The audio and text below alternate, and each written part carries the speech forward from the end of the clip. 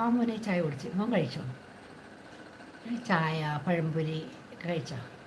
പിന്നെ പരിപ്പുവടയാണ് കഴിച്ചതല്ലേ?